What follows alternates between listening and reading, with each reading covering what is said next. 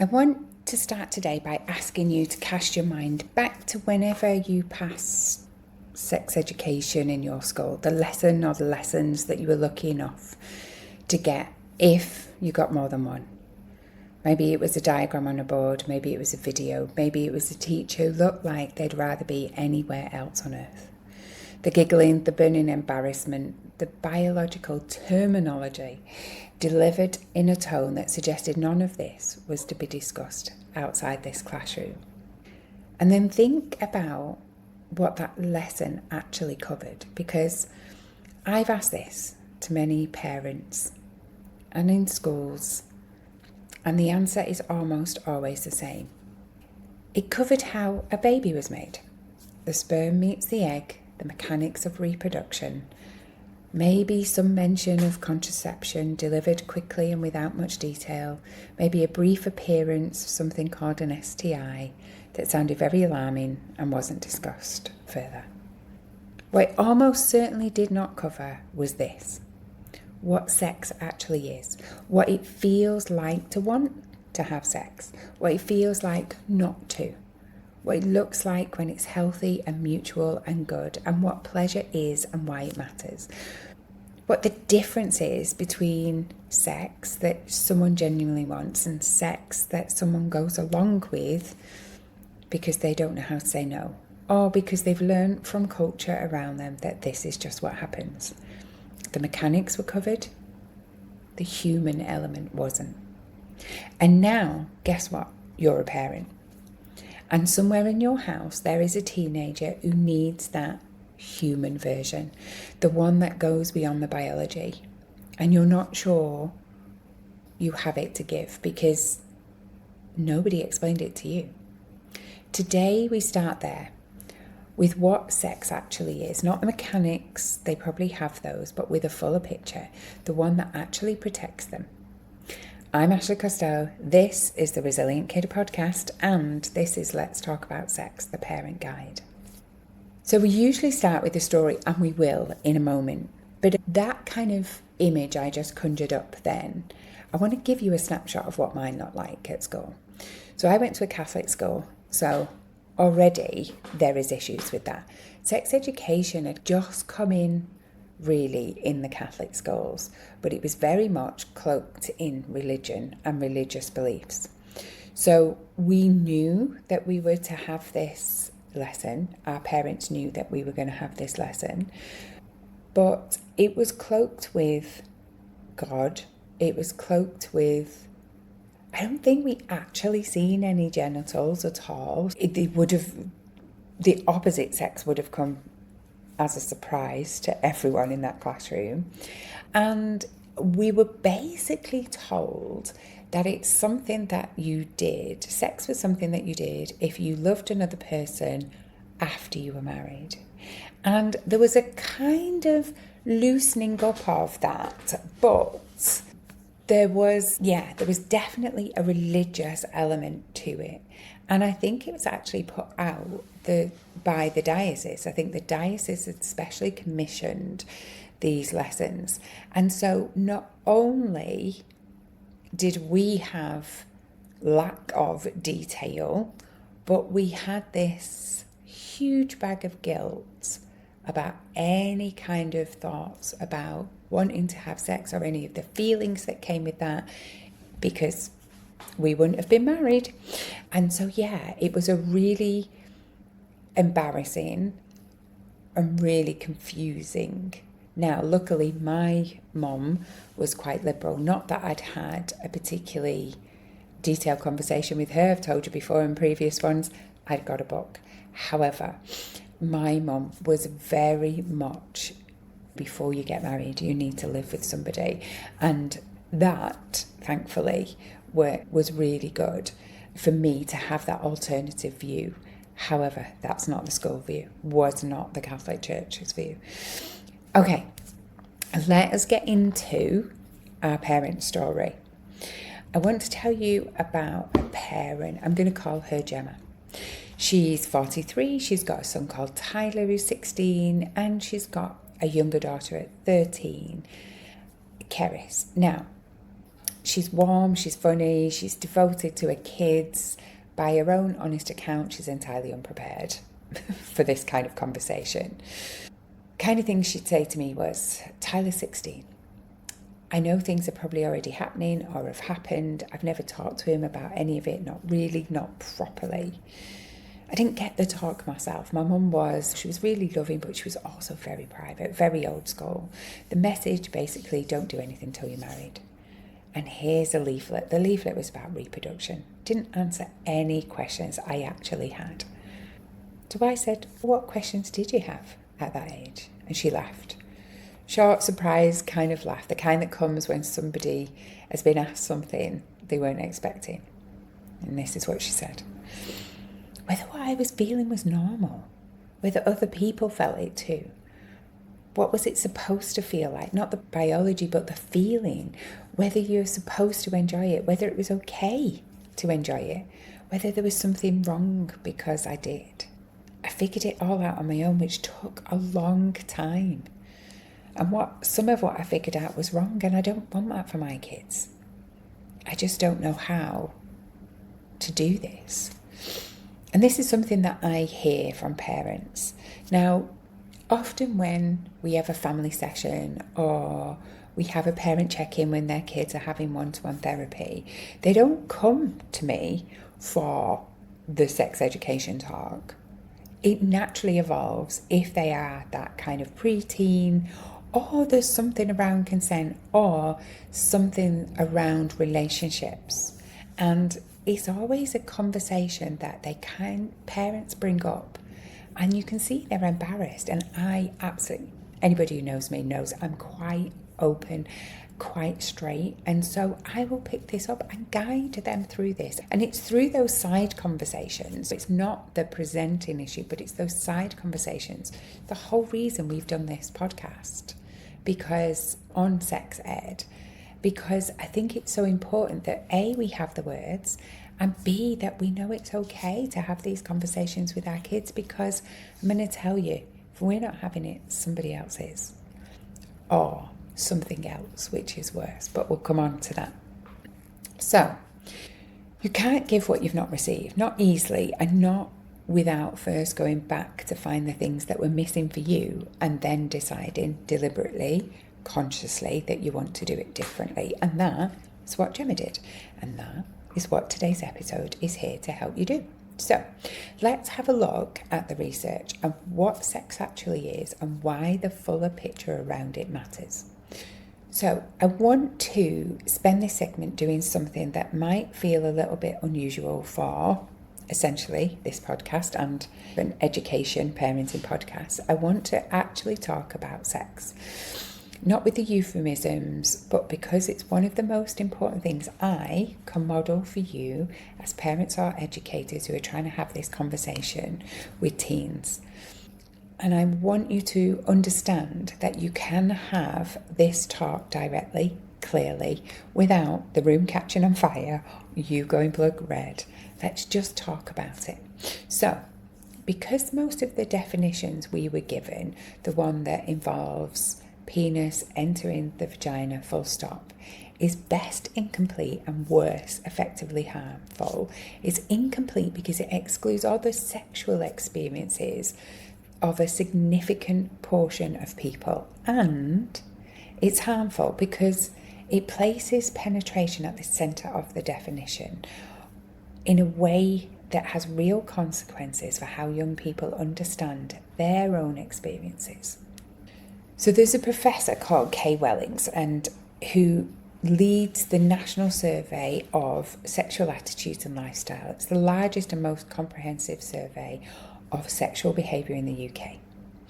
It defines sexual activity across a wide spectrum that includes kissing, touching, oral sex, mutual masturbation, penetrative sex of various kinds. It's not radical or a progressive definition, it's just an accurate one. And it matters for parents because it means that when we talk to our teenagers about sex, we need to be talking about all of it, not just the one act our own education defaulted to. And why does this matter practically? Because A young person who's been told that sex means penetration may not recognise other sexual experiences as sex. They may not apply the same framework of consent, of wanting, and of this being their choice other than that experience. They may have had experiences that feel significant and confusing, but they don't have the language because the word they were given doesn't seem to fit. And language is the whole thing. It always is. And it's not just because, and also I think there's two parts to that for me. One, it's not just that they don't think they're not having sex until it's penetration, but actually there is a lot that leads up to that. And as teens, we want them to do that. We want them to have that full range of experiences and know that they can stop on the way. And I think it's really important that it isn't just seen as this one thing and you've never had sex. So it's, for me, it's almost that kind of soft landing into sex where they're exploring each other or themselves. And I think that's really important. So let me bring in something that's perhaps the most important thing for this episode. Sex, when it's healthy, involves pleasure, and pleasure for all genders, not just a bonus or an afterthought, is part of what makes sex healthy.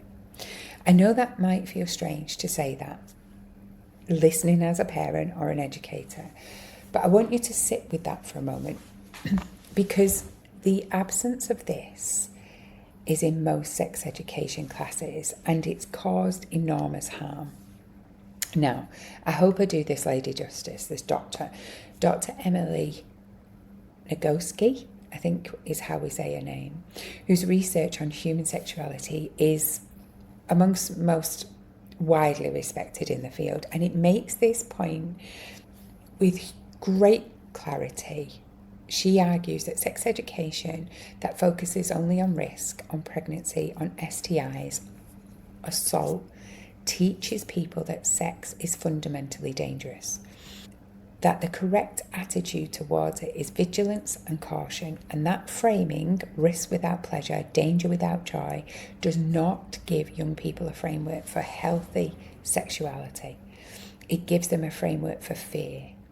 What young people need, alongside all the important information about risk, about consent, about safety, of course, is permission to understand that sex in the right context, with the right person, at the right time, brings something that human beings enjoy.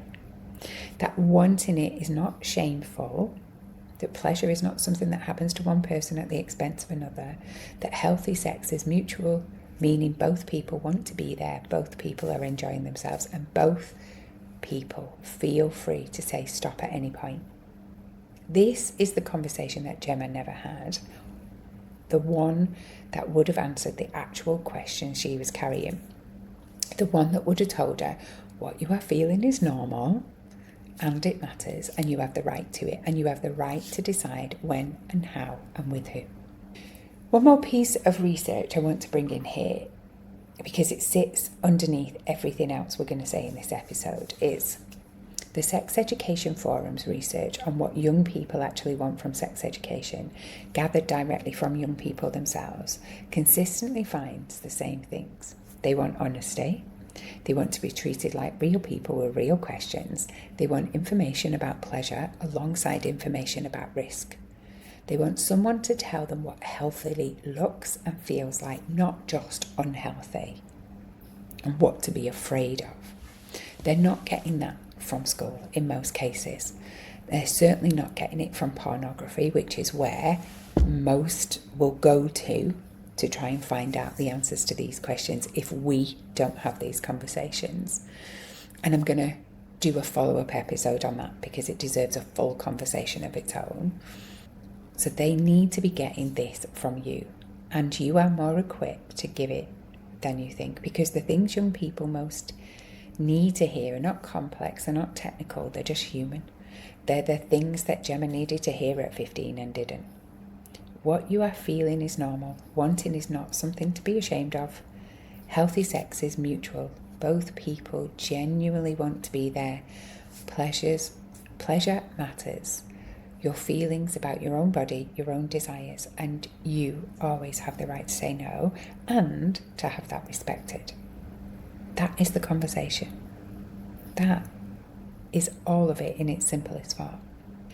I'm going to give you top tips, of course, how to talk about your teenagers about sex. So, 5 things, obviously. And here are 5 things that's going to help you have that conversation, even if you feel completely unprepared, even if you're starting late, even if the thought of it makes you want to go and find something very urgent to do in another room. So, clean the toilet bowl with your own toothbrush, then have this conversation. But it's not about us. It's about them and their safety and their attitude and their questions. 1, broaden your definition. Before you talk to your teenager, and do you know what I'd say? It's never too late to have these conversations. Even if you've done the facts one and it didn't really go well, you can have this. It doesn't matter if they're at university. You can have these conversations. So, make sure your own definition includes more than penetration. Sexual activity is a spectrum. Your teenager's experiences now or in the future may not look like the narrow definition most of us were given. So talk about all of it. Not in an overwhelming conversation, but over time, in pieces, as the subject comes up. Or bring it up. Be a grown-up. 2, include pleasure in the conversation. And this is the one most parents skip. Don't. Young people need to hear that sex in the right context is something humans enjoy and that their own desire and pleasure matter. That healthy sex is not something that happens to them. It is something they participate in, and from a place of genuine wanting. The absence of this conversation teaches them that their pleasure doesn't count. And that lesson is dangerous. 3, give them a full picture of what healthy looks like, not just what unhealthy looks like. Both people wanting to be there, both people feeling free to say stop whenever they want, both people's pleasure mattering equally. Communication, actual conversation, before, during and after. Healthy sex sounds like people checking in with each other. It's not clinical, it's human, and it's respectful, and it's what they need to hear. 4, tell them about your own gaps, honestly. Gemma's approach, it was the right one, to be honest with her kids about what she hadn't been given. I didn't get this conversation when I was your age. Nobody talked to me about what sex was actually beyond the basics. I want to do something different for you, even if I don't get it right. That honesty does not undermine you. It builds trust with your kids. It tells your teenager you're a real person who had real questions once and that you're trying. And you will open up them to coming back with bigger questions or more questions. 5, make a series of small conversations, not one big one. This episode is not something you listen to and then go and deliver as a lecture at the dinner table. It's something that gives you material for a dozen small moments. A thing that comes up on TV, a question they ask in the car, a news story that gives you a way in. Keep the channel open. Return to it often. The conversation about sex, like the conversation about consent, is not a one-off thing. It's ongoing, and ongoing is always better. Okay, back to the story, back to Gemma.